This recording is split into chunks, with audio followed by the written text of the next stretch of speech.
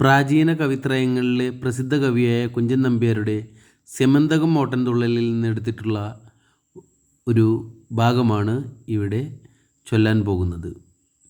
പാഠം 3 കണ്ണൻ്റെ കൈതവങ്ങൾ. ശൈശവകാലത്തുണ്ടായിടിന കൈതവമുണ്ടോ മാറിയിടുന്നു, 1000 വർഷം കുഴലിലിരുന്നൊരു നായുടെ വാലു വളഞ്ഞേ തീരൂ.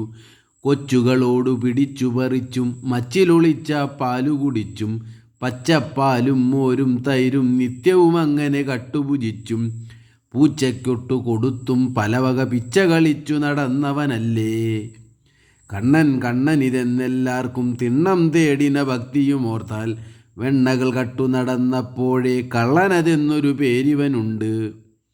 മത്തുവലിച്ച കുമ്പത്തേലൊരു കുത്തുകൊടുത്ത പാലു കുടിച്ചും ഇത്തരമുള്ളൊരു കള്ളം കാട്ടിട്ടുത്തമയാകിയ ജനനീയൊരു നാൾ സത്വരം അവനെ അണഞ്ഞു പിടിച്ചവൾ ഉരലൊടു കൂട്ടി കെട്ടിയിട്ടില്ലേ.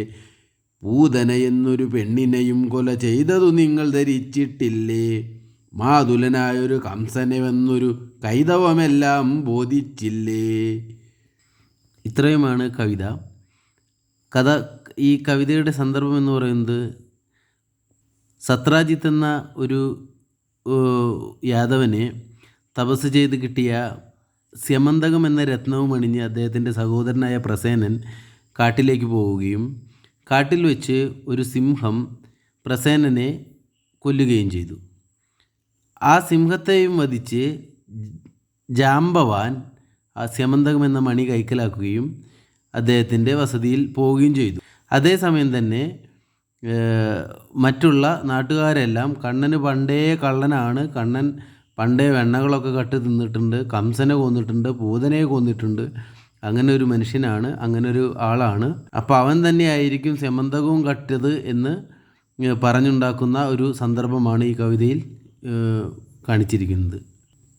കൃഷ്ണൻ പിന്നീട് ജാമ്പവാനെ കണ്ടുമുട്ടുകയും ജാമ്പവാനോട് ഒരു മല്ലയുദ്ധമെല്ലാം നടത്തി ആ സ്യമന്തകം വീണ്ടെടുത്ത് സത്രാജിത്തിന് കൊടുക്കുന്നതുമാണ് കഥയുടെ അവസാനം. നന്ദി.